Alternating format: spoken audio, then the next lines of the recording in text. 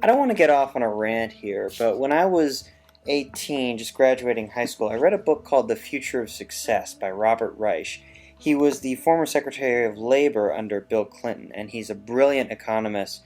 In addition to The Future of Success, he also wrote some more recent books, including Aftershock. And in this book, The Future of Success, he talked about a lot of things, including how a lot of business was going to be moving towards what the entertainment industry model was, of kind of freelancers and permalancers, of people kind of moving from job to job more frequently, that the days of being at a company for 30 years was basically over. In addition, he also talked about marketing yourself and moving towards that model. And in this, he quoted musician Todd Rundgren. So I'm going to read a little bit of this. If I were to go to a record label and ask for a deal, they would make a guess as to how many people would buy the record and give me an advance based on that number, in effect lending me some fraction of the money that my fans would eventually, 2 or 3 years later, pony up. Rundgren writes on his own website, summarizing the old industrial model of selling music. It occurred to me that with the aid of some modern advances, I could go directly to my audience, ask them if they would commit to buying my music, and then deliver it to them as it is produced. Robert Reich then goes on to say, the internet has not reduced the need for marketing, it has merely given people other means of promoting themselves. Now, this is pretty important because this week, Spike Lee and Adam Carolla both launched separate Kickstarter and crowdfunding campaigns in order to finance their next independent films. Now, there's a lot of discussion to be had about this, what with celebrities using crowdfunding from their fans when they themselves are millionaires and could finance the project themselves. On the one hand, on the positive hand, there's been a lot of discussion lately about the failure of blockbusters. In fact, a month or two ago, George Lucas and Steven Spielberg were on a panel at USC, and I'm butchering this quote, but basically they said, we're approaching a time where we're going to have 2 or 3 or even 5 mega budget blockbusters from the studios flop, one right after the other. And we're going to see an advent more towards the video-on-demand model. It's smaller, it's leaner, and it's more available for people to enjoy. A month after they said that, After Earth, White House Down, Lone Ranger, Pacific Rim, and R.I.P.D. all flopped at the domestic box office.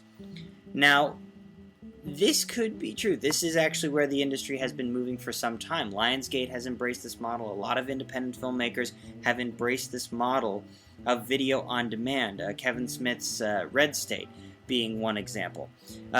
This kind of model also gives more and more people access to creating content, which is what people like Francis Ford Coppola and Steven Spielberg dreamed about in the 60s and 70s.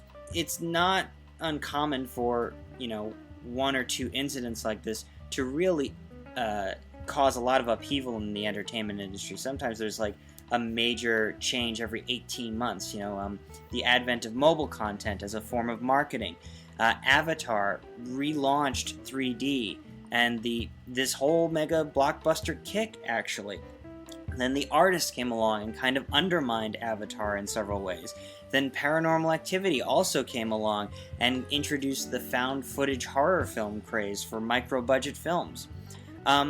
This does offer people a lot more ability to create content, but on the other hand, going to Kickstarter, going to all these other venues, you have to really wonder, is money that tight and that lean? You have a lot of these big artists moving to crowdfunding and Kickstarter, and people and fans are donating money, but they're not getting much in return except for, a signed DVD or a potential to, have a screening in their hometown or what have you. And in many ways, I think this is going to lead to a Kickstarter bubble. And the reason I say it's a Kickstarter bubble is because as these budgets are going down and moving more and more towards Kickstarter, you're seeing kind of a lower quality. And I'm not saying lower artistic quality necessarily, but I'm talking about the ability to get as many shooting days as possible. You're talking about artists who don't have someone to bounce ideas off of. You know, people like to rag on executives and producers, but the fact is, having a good producer, someone who can work with a director or work with a writer as a sounding board, someone who understands the marketplace and can get the artist out of their head, can be a really useful tool for people. Period. You know, and one has to look at the crowdfunding model and think, is the money really that hard to get? You know, there are millions, and some would speculate even billions of dollars in grant money and finances, whether it's through companies or what have you, all over the world that goes unclaimed every year. So the question is, why aren't those resources being tapped into? Why aren't people investigating that when they have this easy answer like Kickstarter to go to?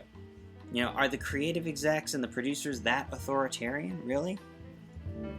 You know, I think a big part of this, one of the things that really it upsets me, is that the idea of budgets going down, creativity is lost, quality goes down, and on top of that, the people who are working on the films, the people who used to make 50, 60, 70 grand a year as crew, are now struggling to make 20 to 30 grand because all the studio films have gone overseas and are shooting in New Orleans or Canada or the Philippines or wherever they can get the cheapest rebates, which runaway production we've known about for some time.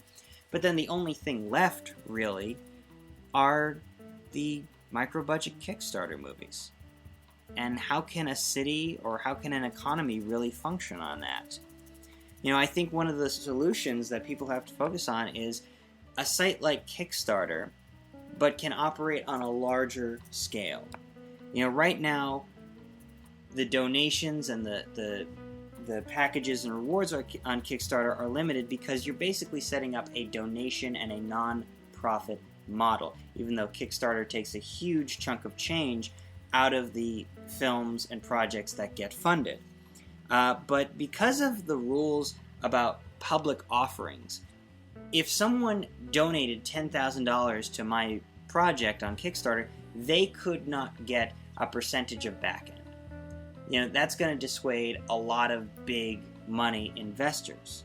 You know, I can't sell distribution via Kickstarter, and I think if we had a larger, well-designed website that was outside of the boundaries of those kind of laws, you know, where you could get investors back-end points if they donated a large amount of money. You could pre-sell distribution rights online.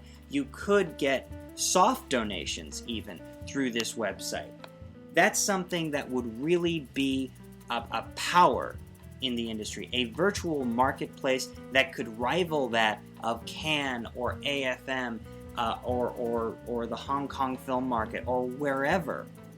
But that would be a total game changer, and the video on demand market then would flourish, and whoever could control that could really control something amazing in the entertainment world.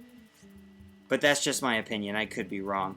I'm your host, Richard Tucci, and on this week's episode, we've got actually producer Jacob Ullman, who had a film, who kind of jumped into this video on demand marketplace. He was originally going to do a theatrical run, but due to an unfortunate incident, he wasn't able to. We'll get into that in this episode. Jacob basically started by producing snowboarding videos in film school in the Rocky Mountains, and parlayed that business model and knowledge into a successful career as a producer-editor, what's sometimes referred to as a predator, someone who can grab a camera and go serve as a one-man band in the field with nothing more than a final cut on his laptop, his cell phone, and his wits. He eventually produced larger projects including commercials, music videos, and documentaries, including the film Electric Daisy Carnival Experience, which was a concert movie about the popular Electric Daisy Carnival, a 2-day festival in downtown LA. However, when they had the premiere for the movie, it caused a riot on Hollywood Boulevard, which he explains the details of in this episode. Anyway, let's get right to it. Here's my sit-down interview with Jacob Ullman right here on the Producer's Lounge. And oh yeah, no worries. And so it's kind of, I think that there's probably some trampled hearts and some stuff of that nature, but it's it doesn't so much affect me because, like I said, I've been kind of out of the loop for the last couple years. But Gotcha. we'll obviously we can talk about the riot and stuff. Cheers. Cheers. Thanks for having me. Now, do you go more by Tucci or Richard? I prefer Tucci just because there's a lot of Richards, and it's actually a dying family name. Oh, okay. Yeah, like there's me, and I have a cousin in Chicago, and then that's our branch of the family gone. Really? Yeah. Wow. Yeah, I mean, I'm the only. It's like we're the only Ullman family in the country. I know that. Nice. So, but the there's plenty of extended people. I don't think that anything's going on. I don't think anyone's going anywhere for anytime soon. Well, that's good, because my family had this weird thing where, like, for generations, each person had, like, 8 kids.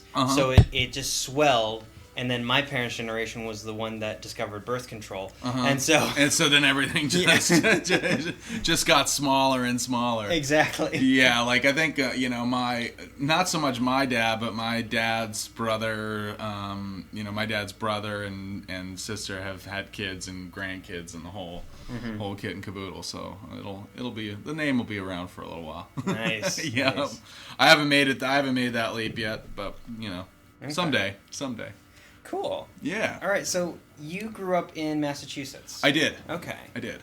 And so I grew up in and outside of Boston.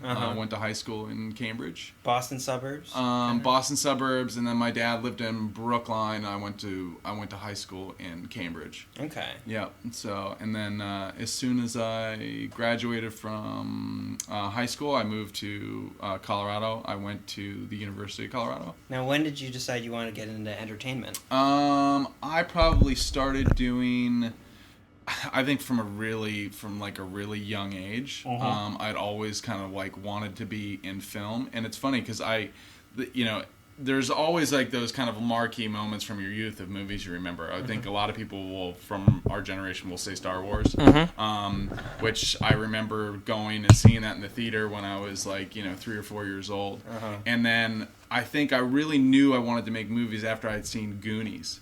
And which is really strange because after I watched the movie, I went home wanting to kind of go on an adventure, but not to like find treasure, but to actually like make a movie. So it's like I thought about like writing a script and all that kind of stuff, but it's you're 7, 8 years old or whatever it is, so it's like you don't really know how to do those things. You just but your mind is there. You're like, oh, I could do this and we could do that. So it's kind of like Super 8, I guess, in a way, where the kids are trying to go out and make a movie. Yeah. So that's kind of when I knew, but it obviously, I think it took a long time to actually, come here and get the skill set and be ready to, kind of cultivate that. Okay. Yeah. Gotcha. Yeah. That's cool. Yeah. So. And then did you always want to do like big adventurous movies, or did you go through like a? I think it's really, I think it's all sort of subject based, whatever kind of turns you on. I mean, when I first started, I started with doing like snowboard videos and skateboard videos and that kind of thing, and that was just because I grew up kind of in that genre, like that's what I was into. So. I think I made my first like snowboard video when I was 19, and it's so funny. It's like distribution felt so easy back then because everything was like VHS. So it's like I went to a trade show, I cut together like a little trailer thing, and all of a sudden the distributor's like, oh yeah, we'll buy 3,000 units. I'm like, oh sweet. This is just in Colorado, and you're just selling snowboard I'm videos. living in Colorado and just selling snowboard videos, and at the time, like I said, the distribution felt kind of easy, but VHS was really big, and I don't think like, DVD wasn't, I mean, they were around, but hadn't taken like a foothold yet. Who buys snowboarding videos? Was that? Who buys snowboarding videos? Snowboarders, it's kind of like, it's the equivalent of, they call it action sports porn, Gotcha. It's like, it's really just, it's not so much story, it's really just, music and editing and, shots. Okay. So I think that when you do that, you learn how to, it's like I'm learning how to use the camera, I'm learning how to put together, like, like license the music and do those get those sort of skill sets. Not so much story related, but you do get that production, like how do I make a product? How do I, take it, like shoot it, put it together, and sell it to market. So in a way, you started out as a producer, editor, more of a predator. Yeah, more of a predator. Yeah. It's like you'd put on the box that you were a director, but you're really not directing anything. Yeah. In reality, Gravity it's like, is directing it. It's like, yeah, you're kind of, you're choosing the music and that kind of thing, and you're framing the shots, but the reality is that direction in the sense of how we really think about it is non-existent. So it's really more of that kind of predator capacity. And it's funny because I've done a lot of predator work then as well as now, but I never really like wanted to necessarily do that work. I always thought about like getting to that point where I could just do one job and then I can hire the best person to do that and the best person to do this. But I think the landscape nowadays is that you're really kind of forced to wear a lot of different hats. Which I think is good in some respects because you get a good overall view and you can obviously save money, but it's also you sometimes you burden yourself and you can't do one job really well. You have to do all the jobs. Because it's a very draining experience wearing so many hats. And I've been there. I've been on features where I had to be line producer, production coordinator, first AD, and catering. Yeah. So yeah. Oh, totally. Yeah. Totally. So what were some of the tricks you learned as a forgive the term predator. Yeah. But I don't use it in a derogatory way. No. And I don't take it in a derogatory way. Okay, good. I think that you really just you learn to be resourceful, and I think that you also learn to, it's funny because I think that like an older generation of filmmakers, it's like they really. It's like they could like wield that axe and be like, it has to be this way, it has to be that way.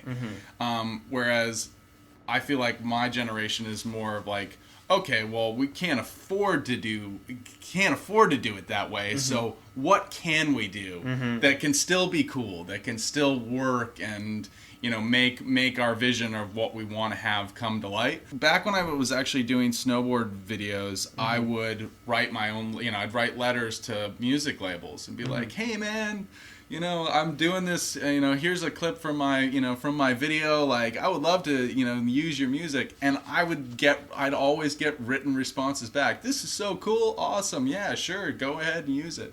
I remember, I don't know if I still have it, but Ian McKay from Fugazi, like I had written him and he actually wrote me back a personal letter and just said, hey man, yeah, like you give us credit, like you can use our stuff. Nice. And I'm like, that's awesome, because today when I send out that letter to labels, I rarely will get a response. I mean, it takes forever. I'm like, God, I just need to get a Music Soup run. Yeah. on this, because I'm either not phrasing it the right way or I'm not sending it to the right person. Well, also in the mid-90s, like music labels, there was this big conglomeration where there were 9 labels and then they got merged together into 2 bigger corporations. Yeah. So now everything in music is owned by 2 guys. Yeah, and so it's much different. It's funny how things have changed. I was actually thinking about that on the way over here. Like, the kids that are coming up, like doing, because I don't think that necessarily everyone just starts like making a short film, or that like some will do live music, some start music videos, some do commercials or web series or whatever it is, and it's great in the terms of the technology that they have, in terms of the tools that they can use. But on the downside, obviously, it's like the budgets are so much smaller. So it's you don't have the, it's it's definitely a give and trade. So is it any easier now than it was back then? Not necessarily, you know. So I it's interesting. I just think it always changes, and you just kind of have to adapt with it. I don't think that you can say like, oh, this is the set way I'm going to do it. What works for me is probably not going to work for somebody else. Okay. So then you took that resourcefulness, and then when did you come to LA? I moved to LA at the end of '99. And I think I was here for probably about 2 weeks, and I got my job working, like my first job on a feature, working as a swing, and this movie called Ocean Park, and the DP on the movie was sort of who brought me on, was this guy Ray Peschke. And he has done, he's been known as a gaffer, and he'd done like a lot of big stuff. Like he'd done like a lot of Robert Richardson's movies. He did Born on the 4th of July, Natural Born Killers. He did Usual Suspects, and so it's like I met him, and he's like brought me on as a swing, because we weren't getting paid as a crew. It was more like all deferment, and I think we got like $20 a day for parking or whatever it was. And so here I was like crashing on my cousin's couch and like working 18-hour days, like doing this film shoot. But it was my first like real deal kind of like film shoot, and you're working underneath people that have a lot of experience, and just even those like 2 weeks, it's like I can remember it like fresh as day, like how much I learned, in that short period of time. You're like, oh wow, there's a lot of tricks, a lot of things that you pick up. And you're like, oh okay. What kind of tricks? We were shooting at a motel on down like in downtown like Santa Monica, and he had a shiny board, kind of like 100 feet off, and it's just like, just move that thing as much as possible, just hit the window, and it's really just meant to, as like cars driving by the motel, so that you're seeing that light, like it just making the shot like more interesting. And of course, when you're sitting there and you're doing it, you're like, why am I doing this? Like, what is this for? And then you realize, you're like, oh, okay, now I can see it in the shot. Like, that's really cool. And it's an easy thing to do. Like, if you get some kind of a bounce board and you want to have the do that effect of a car driving by the window, or like you're on a busy street, and then you can dub in the sound later. It's like, oh, that's a cool trick. That's so funny. Oh yeah. I mean, like the other thing that I learned from that was Poor Man's Process trailer. So like, what is that? We had basically like we're doing a scene in a car, and he had 2 ladders on either side of the car out of frame, and one par cam with a green gel, one par cam with a red gel, and then 2 guys with a big 2x4 board stuck underneath the rear tire. Okay. And so you're shooting the scene and like moving those par cans. I think he had another guy with like a water can like doing the window, and then like the guys in the back pumping the thing, so that like you didn't have to be on a process trailer to make it look like you're shooting in a car that's driving down the street in the rain. Yeah, in the rain. Wow.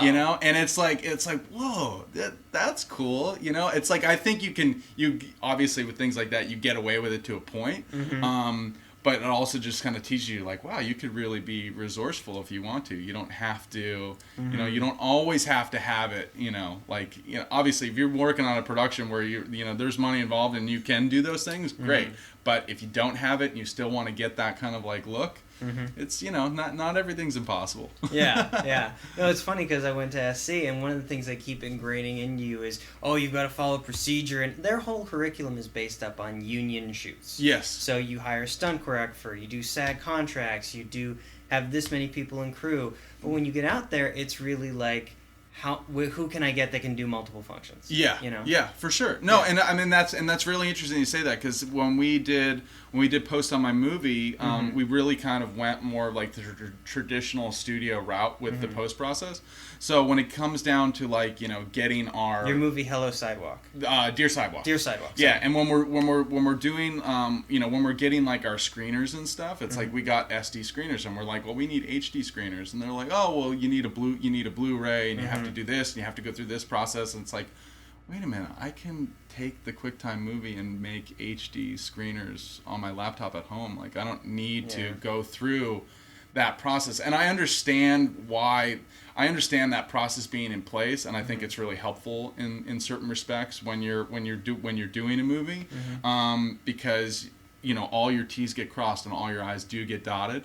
But at the same time, it's when you're working on ever shrinking budgets and that kind of thing, you have to be able to think outside of the box and like, well, what can I do for myself that I can save money? Like, I can't, everything can't be that traditional film route. So I think it's important to remember that you don't have to, but I also think on the flip side, there's a lot of filmmakers out there that have no kind of like, studio experience and no experience working with SAG contracts and that kind of thing, so that, they might make a great product, but then when it comes down to it and they're going to sell it, it's like, their clearances aren't in order, they don't have their M&E, they don't have the things that a distributor is looking for that's going to make their, them getting a deal to sell their movie that much more difficult. We're covering a lot of stuff here in relation to Deer Sidewalk, so let's take a step back. Okay. Let's take a step back. 1999. Yep. You've come out. You've just worked on your first feature. Yep. I just did the first feature, and those first 5 years in LA can be a trek. They can be a sludge through the mud. It was really difficult. I think let me think of the different roles that I did. I was, I did the PA thing. I did the background extra thing. I did, I did the editing. I did camera operating. I did a bunch of different slates of jobs. What was your favorite job during those 5 years? I remember being that background extra for some TNT special about James Dean, and I actually had to play a grip in the TNT special, and so when it actually came on TNT, it's like there I am in the background. Like background of the shot, like, wearing the 1940s or 50s, like grip gear, going, oh, that was a great take, and clapping, so I think that was pretty classic. Was it this one? Was it this one? Let me. With James Franco? No, this was before. Oh, what? Oh, really? I think this was before. Well, wait a minute. What year was this? This was early 2000s. Oh yeah, then this would be the one. Yeah. Yeah. This would be the one. That is awesome. How classic is that? Right? So, I'm gonna look for your I have a background cameo in there. So as a grip. And then I think that there was funny things, like I worked a PA on like a soccer commercial or something, and the AD or whatever called me up at my house like a couple days later and said, "Hey man, I threw my back out, and if you and some of your guys can come over and like help me move some furniture out of my house." And I'm just thinking to myself, what? He's like, it'd be a great opportunity for you. And I'm like a great, and it's so funny because I think that your BS detector, it gets honed pretty early, because when you're starting out and you're kind of bottom of the barrel and you don't have a lot of experience and you're grinding it out, you do come in contact with those people that just sort of want to take advantage of you and like, take advantage of just getting free work and that kind of thing. And it's not to say, like, I've worked plenty of jobs for free, and I'm sure I'll work jobs for free in the future. But it's more on, as long as it's on your terms and you're doing it in a place where you're like, oh, okay, like I want to work on this material. Like, it's a great PSA, or there's some great people involved. It's funny you say, like, he said it'll be a great opportunity for you. Yeah. And there's a saying in politics, actually, if somebody says it's not about money, it's about money. Yeah. And to the opposite effect, in film, if somebody says it's a great opportunity for you, it's not a great opportunity. It's not a great opportunity for you. And I think you learn that really, really, really early on. You're like, wait a minute, this is not great. Because then on the opposite side, like, I would cut together, like I bought Final Cut 1 when it first came out. And, I'm like, oh, well, this could be a good way for me to make some money. Like, I did a little bit of editing in college and when I was working on the snowboard videos. And even though it's totally different than working like on flatbed machines, it's like I could do this. So people actually started hiring me to cut their reels, and it was not just actors or other kind of like technicians, but it's people that were spokespeople, that did like trade shows and stuff like that. And I'd cut it, and it wouldn't take very long, and I'd be like, oh, $200, and they're like, are you kidding me? $500. They're like, I'm gonna give you $500. I'm like, whoa, you really don't have. No. I've paid way more in the past. So here you go. So it's like you kind of have the opposite. I had those opposite experiences too, where people actually valued you, valued the work that you were bringing to the table, and I think that also just teaches you, like, all right, well, I shouldn't undercut myself. I should kind of always just work with whoever my client is and just say, like, well, what can you do, what can't you do, what are you comfortable with, so that basically both sides feel like they're being treated fairly. Gotcha. People of value, essentially, and it's hard to find people of value in any environment, let alone the city of dreams. Oh no, I mean, for sure. I think that after a while though, you do. I think you fall into the group of people that you really it's like they're giving you their names and vice versa, and you're really kind of the word of mouth and the networking is huge. I think like before I came here, I didn't really understand that so much. But my mom had always told me, even when I was like working in snowboarding, she's like, you know what you have to do? You always have to speak well about your friends and the people that you work with, and if the more you do that, the more they're going to speak highly of you, and it will cross-pollinate sort of thing. And God, that's so true. And I mean, especially in this industry where it's sometimes it is really hard to get a foothold. Like those first few years were really tough. But then after a while, it's like I'm doing more editing jobs, and I'm doing more shooting jobs, and then I'm getting the occasional producing job or directing job, and it starts to become easier. Whereas if you fast forward to now, it's like once you start making movies, it's almost like you sort of start over, not necessarily in what but in kind of like the whole financial game of it. You're like, all right, well, I've built myself up to this point, and now I'm going to kind of push all in, and wish for the best, and when you say push all in, what do you mean? That's a poker reference, obviously. Oh no, I play poker, but when you say, I don't understand how the metaphor is being used. What I'm saying is like I think that when all of a sudden like you start taking it upon yourself to really take that full producing role and directing role, it's like you're taking everything that you've kind of built up to this point, and you're putting it on the table, going like, okay, here we go, like this is whether it's your life savings or everything that you've learned, you're putting it out there and into your work, and just saying like, all right, I'm really gonna now take the gamble on my own work. It's like it's not, you're not getting a contract job to edit something or to go shoot something or produce something for a company for X amount of time. It's you're taking years and putting it in, and not getting paid, and putting in your own money and that kind of thing. So you really, it's a big, filmmaking is a big gamble. And so I think that once you know that it's kind of a big gamble, I mean, obviously I think you have to be smart about it, and and understand too that it is a business. I think people kind of will think, I'm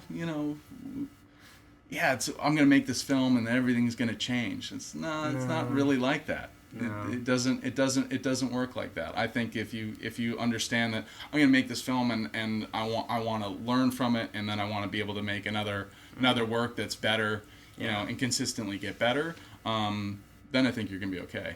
It's funny you bring that up. That actually happened to a buddy of mine. He was an award-winning cinematographer, and somebody came to him and said, "Hey, I have a script. I have money. Would you direct this?" And for the longest time, the script wasn't that good.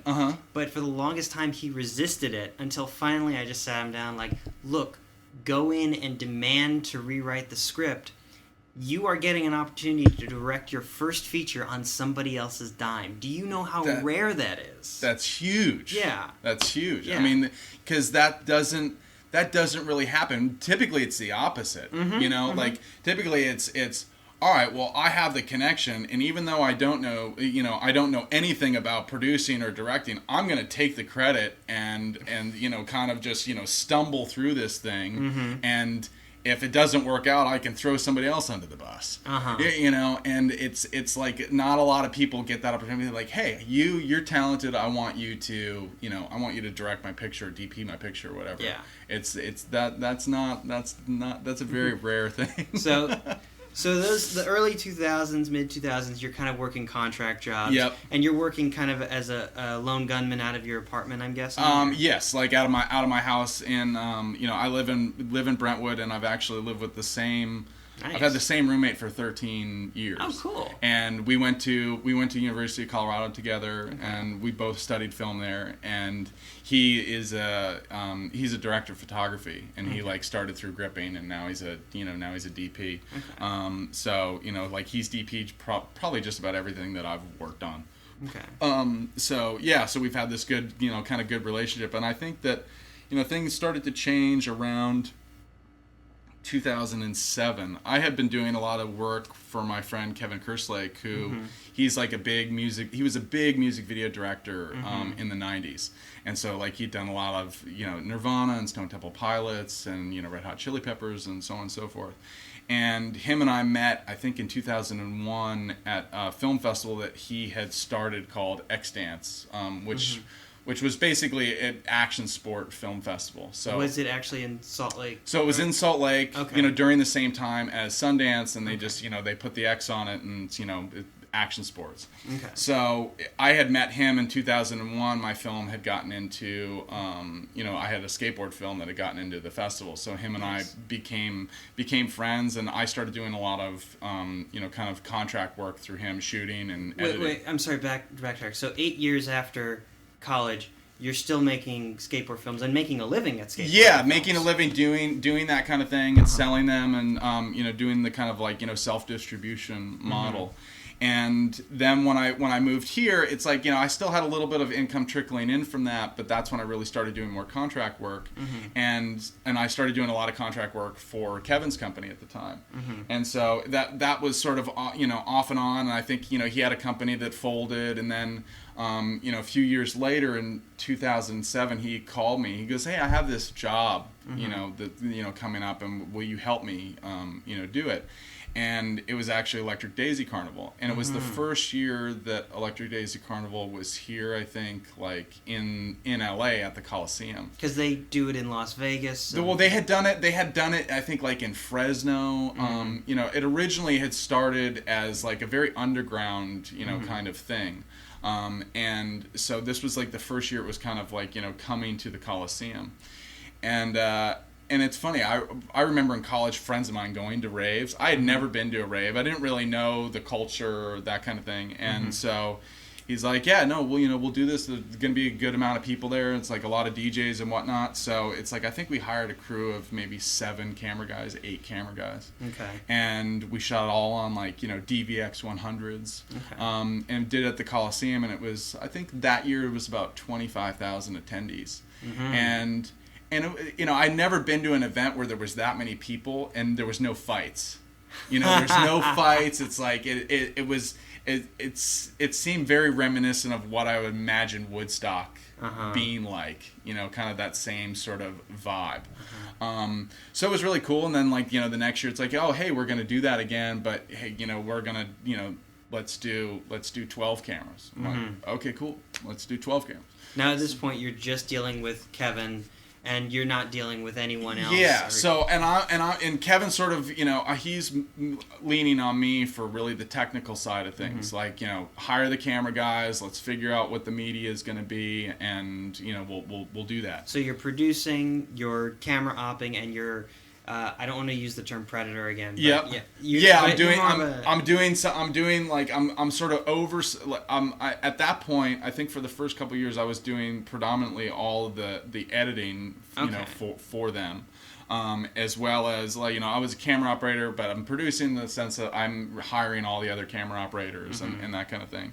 And it was crazy how fast the event grew. And I don't know if it's just because, these things, the way trends happen, they just, they spike really fast and, things blow up, or, if because we were shooting the videos and the videos were getting online and the people that were into these things were watching the stuff, it's like, maybe there was, maybe that had something to do with it.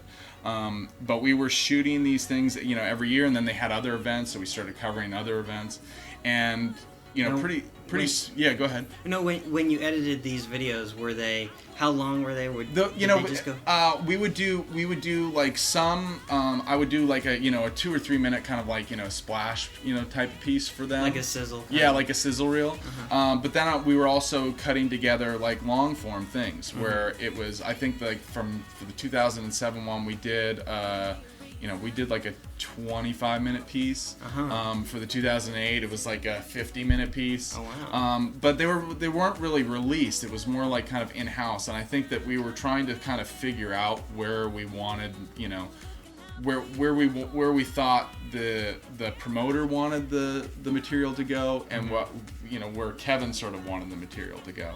So I mean, obviously, it took a long time of like shooting these events and tinkering around before an actual movie got released, which didn't happen until 2011. And it was just interesting because it was at that time like it went from just doing this one event to like covering a lot of events every year, and almost where that sort of became for a while the only thing that I did. And I think with anything, it's like if it's the only thing that you're doing, there's sometimes I definitely had that kind of burnout factor after a while, because it's like I'm only doing this, and I think that the romance of that first event and doing that first event, going like, oh wow, this is really cool, then it just sort of became like a job. And I wanted it to be, I wanted to be more inspired by the content that I was working on. Like I'm happy with everything that we did and how it all worked out. But at the same time, I was, I think when I finally kind of decided like, I don't necessarily want to work on this anymore. It was definitely the right time. And what time was that? That was, I think right around the time that the movie came out. Because this is a big chunk of your time. This is 2007 to 2011. Yeah. This is 4 years. Yeah. And you said at one point that it was all you were doing, and Yeah. I mean, it was all I was doing. It's like the EDC became so huge in terms of like the amount of data that we were acquiring at these events. I mean, the last year that I helped Kevin produce was in 2011, and at that year we had 55 cameras. So we were shooting the event in Vegas, and like we had dollies, we had cranes, we had jibs. How do you get a dolly in that environment? You just basically like where they rope off the fronts of, the front of the stage where they put the barricades. Oh, okay. We actually have a dolly like in front there, just cruising the stage, shooting the stage. I remember seeing something similar to that in Kings of Comedy with that Spike Lee director. Yeah. So we'd have, and it was really fun, like having all those tools and like the toys there. You're like, oh, this is awesome, because you can get like just great shots. But at the same time, when you're acquiring that much media, and for a while I was the only person like working on the editing, and then I'd have somebody that would help like assist me. It's just, I mean, huge volume of work. So it's like I'm spending shooting the event, but spending 6 months out of the year like working on just like going through footage and putting together edits and things like that. Holy crap. So I think that once we had another editor come in, Agata, and she kind of like took over, and she actually was the person who cut the majority of the EDC Experience movie that was in theaters. I think I was very happy to have somebody come in and relieve me of that, because it's like, oh, okay, I can start thinking about other projects, start thinking about the movies I want to make, or the jobs I want to do, that kind of thing. Okay. I know you're kind of happy to put it behind you, because it was an intense experience for us, but I do got to ask, because oh no, for sure. Here's the thing, I wrote like 2 pages of notes on this, and I don't like concert films, and I don't like house and trance music. I loved that movie. Uh-huh. It was amazing because you did have so many resources and covered it from so many angles. Yep. You had helicopter shots. Yep. You had cranes. Yep. You had, found footage. Oh my God. We had a ton of stuff, and I think that when Kevin and I originally started, and this is a big credit to him. Sometimes it would drive me crazy, but I think like from a producer's angle, you would say to yourself, okay, we're gonna cover this concert, like let's pick a format, let's pick a camera, we'll shoot it all on that camera. That way everything's uniform. And he never wanted to do that. It was like, okay, no, let's get the guys with the 5Ds, let's get the guys with the 70s, let's get a GoPro in there, let's get the HVX 200, let's get this camera, let's get the red. I just gotta ask, did you throw any like 16 or Super 8 or anything in there? That's funny you asked that, because I think that we had talked about doing like Super 8, and we never ended up doing it. We shot all video, and what's really interesting is that I think the event is special if you're it's really a fan based kind of event. Like these people are very passionate about their music and about going there, and if you're gonna capture it and make it real, like you actually have to feel as if you're a part of that experience, and getting the cameras inside the crowd and getting the cameras inside that viewpoint of being an audience member. Because like if you watch a lot of concert films and that kind of thing, or if you go to live event shoots, a lot of time it's union operators with headphones on, everyone's tethered in, and it's like the guys look like they're waiting for lunchtime or whatever it might be, and it's kind of like, okay, back to wide, camera 3, all right, let's stay there, tighten it up a little bit, all right, camera 7, and it kind of has like a homogenized type of look. It doesn't look organic. Whereas Kevin's approach was, let's get a lot of different camera operator styles, let's get a lot of different cameras, let's put them in all kinds of different places, let's cover this in a way where you feel as if you're part of the experience. So I think if the movie works, it's really because of that. I mean, obviously I think having good interviews helps, and having the good the music from like all the marquee artists and stuff, I think that all helps, but I think really fundamentally it's about having that point of view. I love my favorite moment in the movie is where you're interviewing the one girl who's a dancer, and you ask, what's your sexual orientation? And she just goes, straight, as far as my mom knows, straight. Well, we had shot that interview at her house, and she lived with her mom at the time. And it's funny because she's actually ended up like doing like a lot of work for us since then. Oh, nice. And because she was a dancer, and she grew up as a raver, like that's she went to all these events and that kind of thing. And I remember when we were at the premiere, and I'm like, and she was there with her mom, and I think I was like sitting next to my girlfriend. I'm like, oh my God, did she tell her mom beforehand? I'm like, I really hope so, because if her mom didn't know when she's sitting there, that would just be not the way you'd want to find out. You'd want to have that sort of personal, like, hey mom, there's a moment in the movie where this happens, or that kind of thing. So, but she did tell her mom, but. So it was really interesting. But yeah, I mean, I do think having that point of view and talking to people, and sort of being with people that have lived that culture their kind of their whole life, it makes it authentic. It makes you feel as if you're like, oh, okay, like I might not, because I'm the same way. Like I'm not a big like electronic music person. I'm not a big concert film person. But I think when you come at it from a real angle, and these are the people that live and breathe it, so they should they should be the voice. They should it should be from their point of view, because then it's real. You don't feel like you're watching something that doesn't isn't authentic. And then when you were, I know you had to take off for the feature film editing, but did you ever have to like negotiate the editing process between Pasquale and Kevin? Or? No, Kevin actually handled most of the editorial process. So it's it basically went from I was cutting stuff, and then Agata and I started working in tandem, and then she basically took over. Agata being the other editor. Yeah, being the other editor. So she has the main editing credit on the movie, and she has like a big dancing background, and it's like she's always wanted to work in music her whole life. Nice. So her rhythm and timing and just her style of cutting is just perfect for the movie, because it's almost like she's already in the vein of it. I mean, I obviously have some of that background too, but I think that for that. Oh yeah, you've got dancer's legs. Yeah, I got dancer's legs, but I mean, but specifically for that movie, I just think that the style of editing that she brought was really perfect for the material. Nice.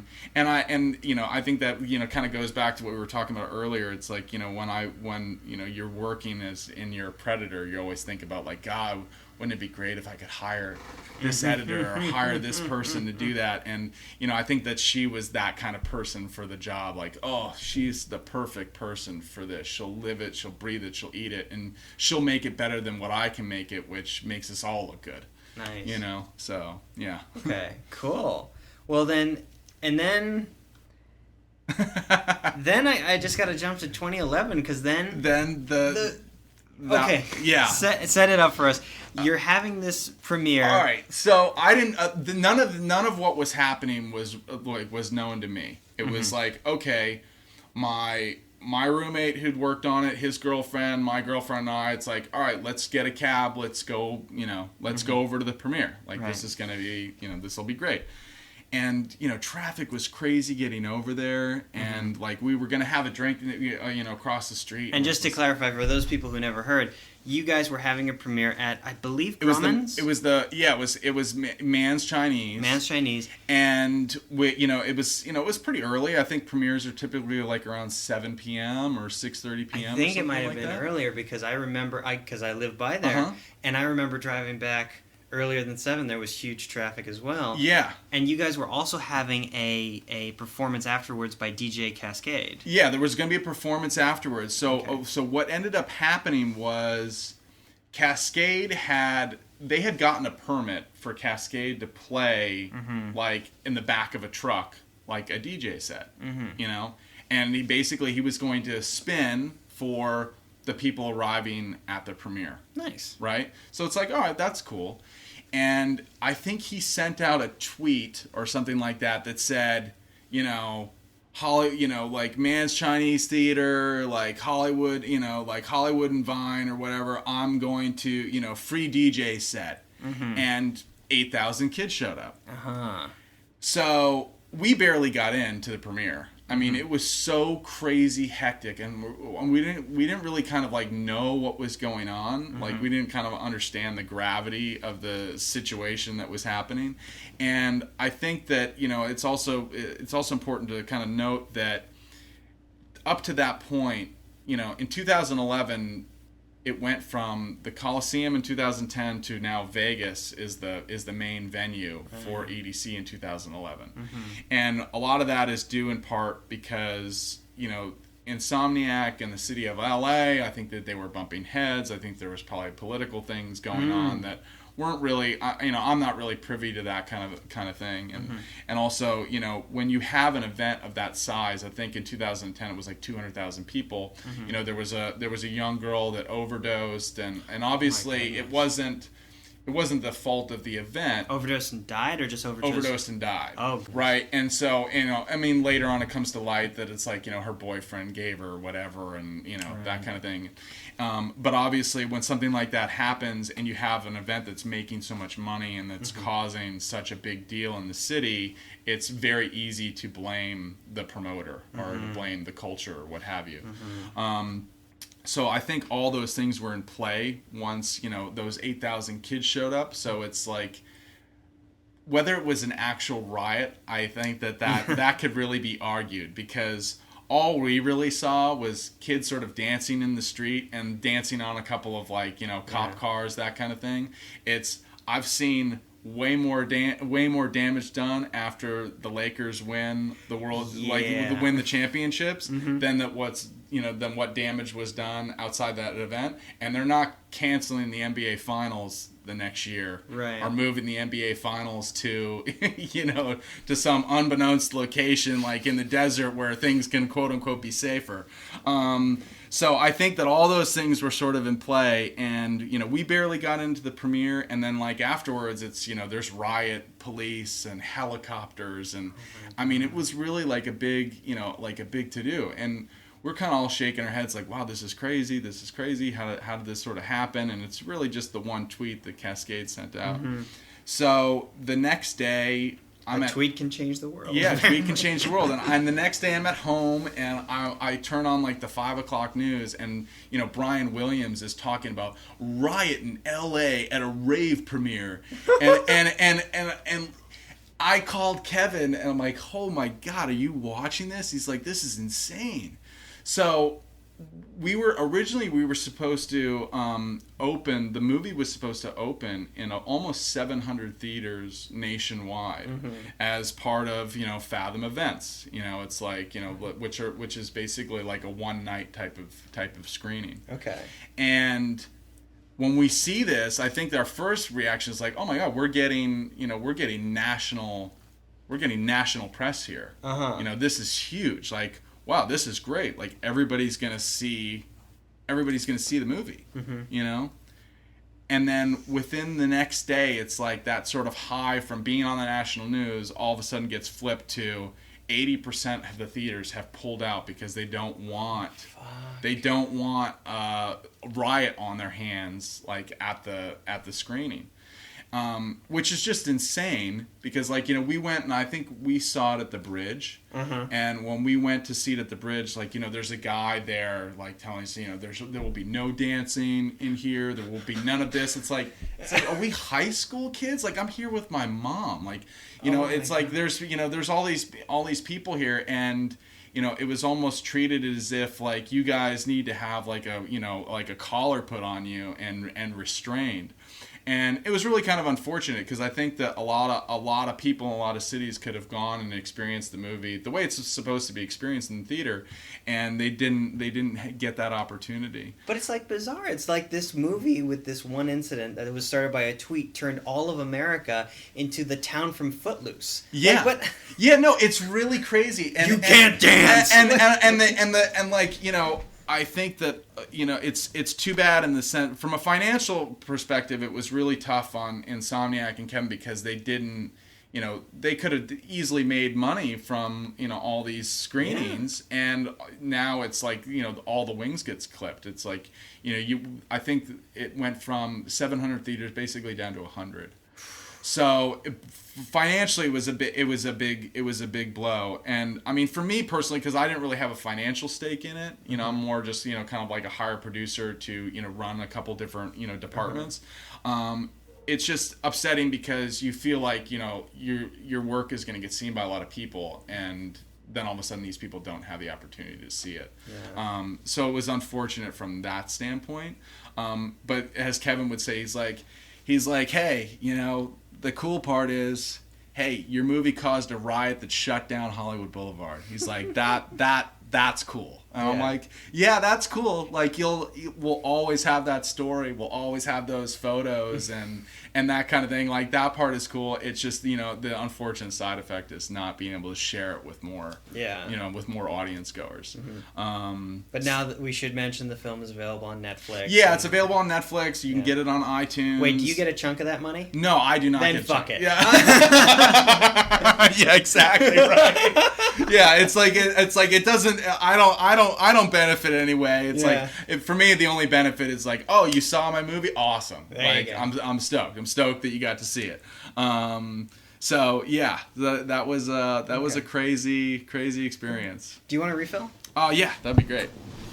What a wild set of circumstances, Yeah.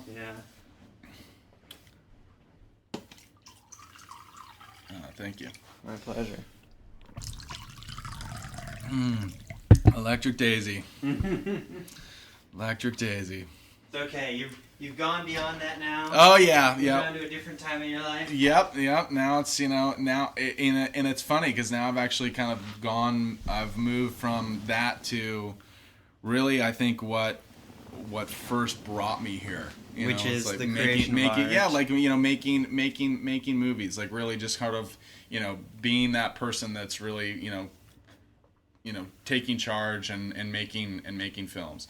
And you're now, as we talked about earlier, you created a film called Dear Sidewalk that you directed and produced. Yep, I directed and produced. It's funny the way these things happen. I think first, what's the pitch? Okay, well I'll backtrack a little bit. In 2011, we're working on EDC, and I blew out my shoulder snowboarding, and I had just bought like all this new camera equipment. I probably dropped 40 grand on new equipment, new glass, everything. And then 3 weeks later, I blow out my shoulder. What kind of camera was it? At the time I got an AF 100, but I bought 10 new lenses and like a new set of sticks and all this, and because I had like a ton of shooting jobs come up, and so then all of a sudden, like for 4 months, I was unable to work. And then at the same time, I got the script for Dear Sidewalk, and it's the story of a 24-year-old postal worker on the eve of his 25th birthday, sort of going through a quarter-life crisis, and he meets an older woman on his route who's going through her midlife crisis, and they develop a relationship. I think the hook was, I think in the first page, you're reading the script, and the kid lives on a boat that's dry docked in his best friend's, front yard. So it's like, I'm like, oh, this is kind of cool. And I read it, and they had done. My cousin was a producer on the movie with me, and he had this script for years. So I think the script was originally written in 2006. And they had, at one point they had David Paymer on to direct the movie. And, they had done a bunch of different budgets. They had done like a $3 million budget. Then they had done like a $950,000 budget. Of course, like I read the script. I'm like, I could do this for 60 grand. Words I would just, I feel, I'm like, oh God. Oh, boy. I'm like, did I really just say that? And it's amazing when you actually go into that place. You're like, all right, well, we'll go with more than 60. We'll go with like 65, and then things will just magically work. Things will magically work out, right? But I think when you're doing your first feature, you sort of have to have that kind of flying by the seat of your pants type of attitude, because if you don't, you're never gonna take the risk. You're never gonna make it happen. I think if like trying to wait for those ideal circumstances where it's like, oh well, if we could just sell the foreign territories beforehand, if we can just wait to get that marquee actor attached or whatever, then it'll all work out. And the reality is like, it just doesn't work that way. I think if you decide like, what, we're making this movie, and no matter what, we're making it, and then you just kind of start on that path, for better or worse, you end up making the movie. I think for all those people that are waiting, I have a friend who's like trying to do a movie right now, and I'm like, what's your budget? He's like, well, it's 10, but I think I can do it for $5 million. I go, oh my God. I go, man, you've never directed a movie before. Like you're waiting for so-and-so to like sign on. Like, I'm like, you either have to do one of two things. You either have to shelve it and say like, you know what, I'm going to find something that I can do for cheaper, and when the timing is right and I have the money to do it properly, then I'll do that. Or you have to take that idea, turn it into a character piece, strip it down to something that you can actually do for under $1 million, for under $500,000. Yeah. Because otherwise you're not going to get it made. Nobody's going to give you that kind of money as a first timer, and you don't want to have that much money because then it's going to be really difficult for you to make money anyway. So, so Dear Sidewalk started at me saying that I could do it for 60 grand, and we started on the adventure. And it actually, for when I found the script. I first read the script in May of. Can go I ask, ahead. where did the $60,000 did it come from? One individual, a group of individuals? It came from a group of individuals. So it was really myself, the writer, and my cousin. So the three of us kind of like came in as equal partners, going like we're gonna make this happen. Which a lot of times you see like startup, whether it's startup companies or independent films, it's always FFF. Yeah. Friends, families, fools. No, for sure. And then once we kind of made that commitment, then we were able to get other money. Like we had like a friend come in, we had like other family members come in. But it really kind of once we decided like this is happening, the kind of it was the cascade effect. So I got the script in May of 2011, and we worked on the script, I think, for 5 or 6 months before we decided to send it out to actors. We really wanted to get it to that good place. And, I think, we kind of took that mentality of like, okay, we'll do our list, we'll start going, but I don't want to wait a month for somebody to like, get back to us. And, it's like, they know it's low budget. They're going to either say yes or no. So like let's just get our answers quickly so we can move on to the next person. Like we always wanted to be moving forward. We didn't want to be, oh well they're going to show so and so and talk to so and so. So we sort of approached it from that perspective, and it really worked. So I think like we showed it to Joe Mazzello, and Joe Mazzello, obviously he went to SC, and he's been doing this since he was like a little kid. And the first thing he said to me, because I think that like we were basically calling our budget like $100,000, because even though we were starting with 60, we knew that we could get, we knew once we got started we could get to that place. So I met with him in Beverly Hills, and we had lunch together, and he was like, $100,000, not a lot of money. You guys do not have a lot of money. I'm like, yeah, I totally agree. But we started talking about sports and just kind of like getting to know each other. And, I had heard from other people that he was like a really nice guy. So we hit it off, and he signed on to do it, and was like, okay, cool. Like, this is great. So I'm like, all right, well, we have our lead actor. And then we showed it to a couple of actresses before we showed it to Michelle Forbes. We met with her, and she's like, I love the script, like I'm totally down to do it, like let's go. And then we got our supporting guy. His name is Josh Fadum, and it was like one of those things where you go to have lunch meeting, and 4.5 hours later you're still talking, and it's like, oh, okay, like, yeah, this is gonna work out. We can all work together. So nice. With kind of our principal cast intact, then we decided like, okay, where are we gonna shoot the picture? We decided to shoot in Austin, and then we did everything local out of there. So all of our other cast members we hired out of there. All of our other crew members, other than like myself and the DP, we did all local people, and why Austin? Well, when you read the script, it definitely has more of a, I wouldn't say necessarily suburban feel, but it just has more of a rural kind of feel. And Austin is like that, if you've ever been, it's you could walk, you could be in the city, but just walk down the street and you feel like you're kind of in this like rural neighborhood. Just a lot of overhanging trees and nature. Small town southern feel. Yeah, so it's got like it has a lot of nature vibe, and one of the other places we had thought about doing it was on Cape Cod in Massachusetts, because my cousin's dad has a house there, and like being from Massachusetts, it's like we love that kind of vibe, but the weather is more of an issue, and it's just a long way to go. Did you shoot in the spring or the summer? We shot in the spring, but God, it felt like the summer. Oh yeah, especially New England springs are up and down. Up and down. So we weighed the pros and cons, but eventually we decided on Austin, and it rained one day during our whole shoot, but it was hotter than hell. Which is when you're doing ultra low, and you don't it's like we don't have a relationship with with the crew, and we're doing, apparently you're allowed to steal locations.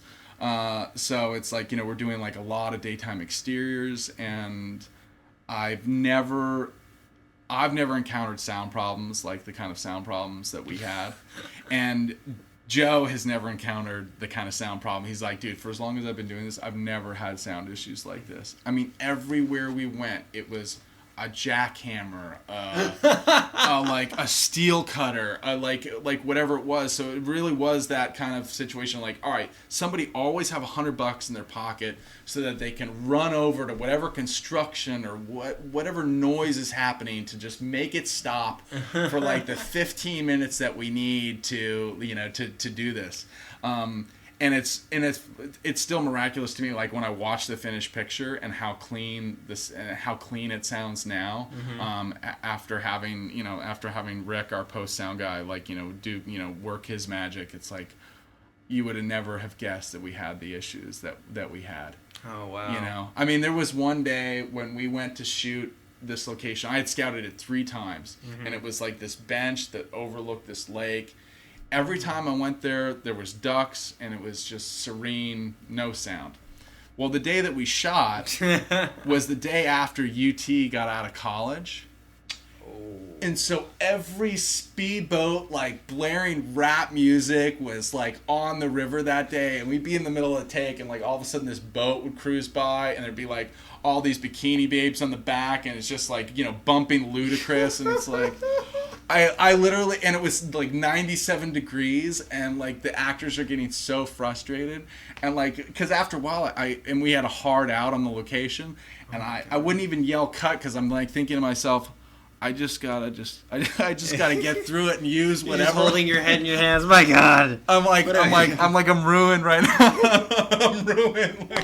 I'm like, this is terrible. Like, how do you fix this? And then all of a sudden, like, you watch the scenes, like, wait a minute, where's all that sound? Where did it all go? Like, this sounds so much better. It's like, our ADR list was so small, like we just got lucky. It was, Oh man, that's great. Like the words just happened at the right places.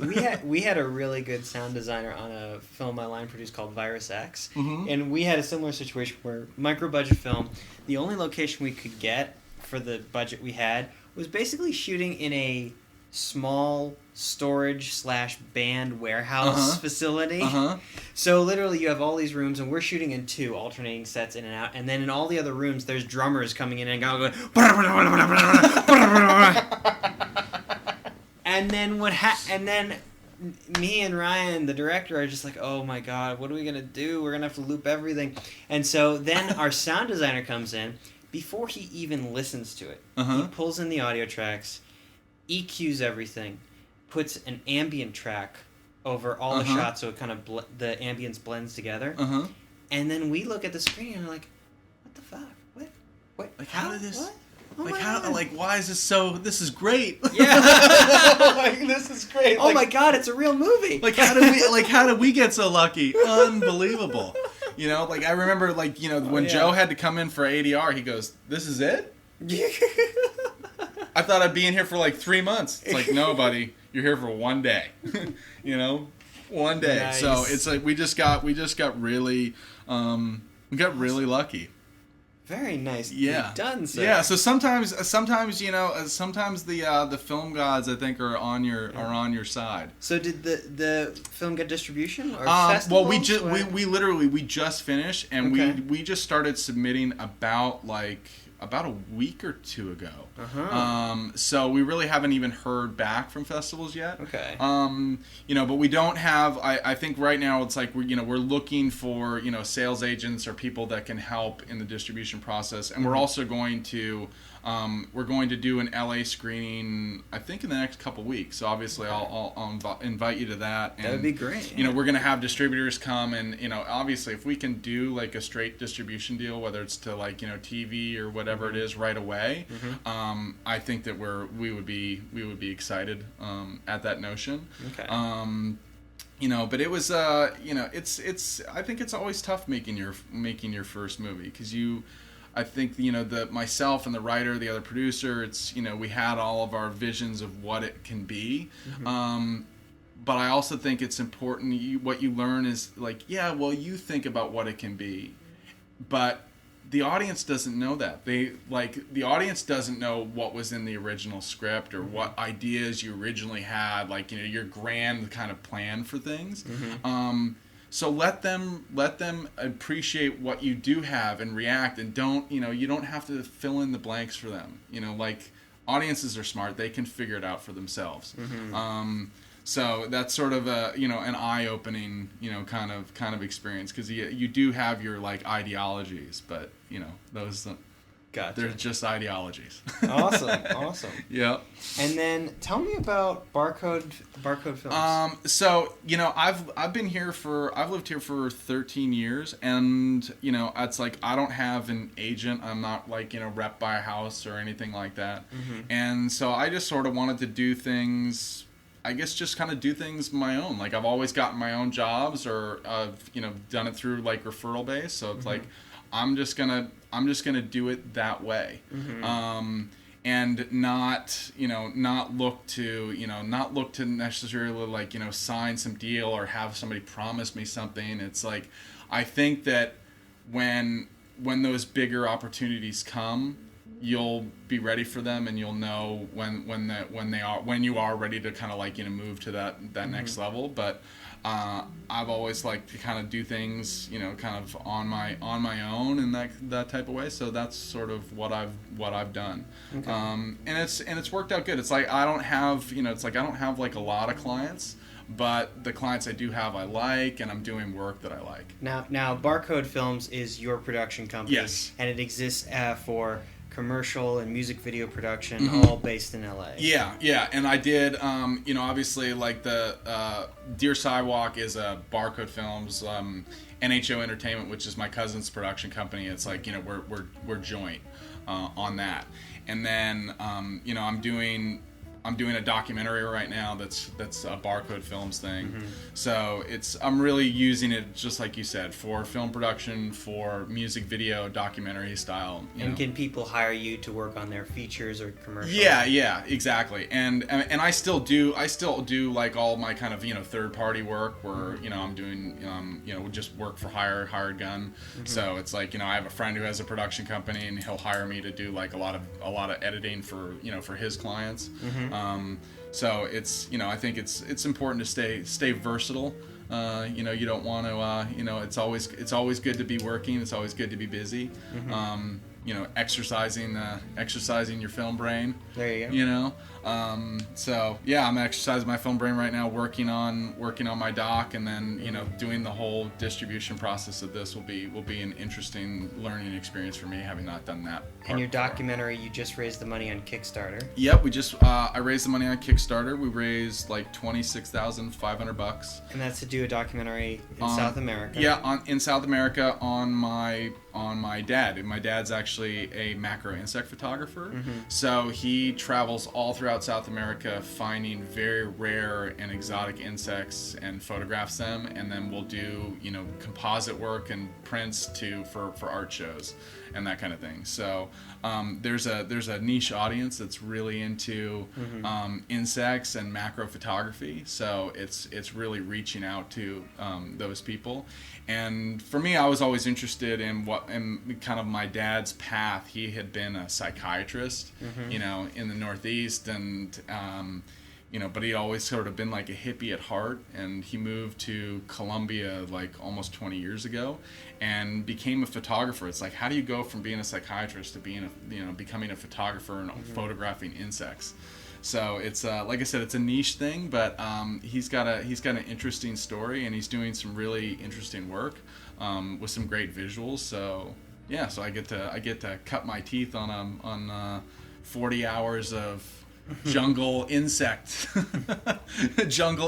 footage before I launch my next narrative project. And how do you feel about it? I feel good about it. It was really interesting.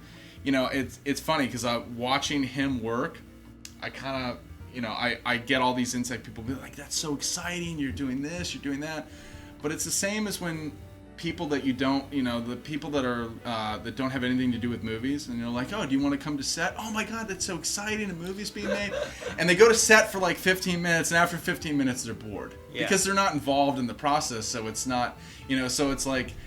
It was sometimes tough because I'm going, and my dad has a process of how he works with his assistant, like photographing insects, and so sometimes I'm just an observer, and a lot of times I'm waiting. I'm like waiting for a moment to happen. I'm waiting for the bug to jump off the leaf and land on his face. I'm waiting for like the poison dart frog to get out of the enclosure, whatever it might be. It's like I'm waiting for those moments, so it's not always exciting. But I know that when I get it into the edit, I can make something compelling.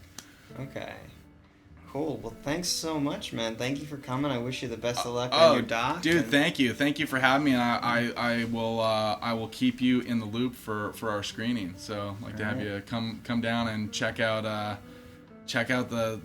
art of low budget filmmaking. And that's all, folks. Many thanks to my guest Jake Ullman for a terrific interview. Check him out at www.barcodefilms.com. Check out his social media links on the site to stay up to date about his directorial debut, Dear Sidewalk. Our banner image this week is from photographer Logan Abbott. Check him out at loganabbott.com. That's 2 B's and 2 T's. Our music this week is Julianne the Night We Met by Producers Lounge fan Evan Hodges. Please check out his website at evanhodgesmusic.com. We're starting to grow our Producers Lounge community, so if you'd like to submit either jazz music or banner photos for an episode, post a link to our Facebook page. You can like us on Facebook at facebook.com/theproducerslounge. Remember, you show your support for films by not downloading them, you show your support on Hulu by clicking on the commercials, and you show your support for podcasts by liking and commenting. And you can always check out our website, www.theproducersloungepodcast.com. Thank you again. I'm your host, Richard Tucci. Join us next week for more cocktails and questions, and until then, keep producing dreams.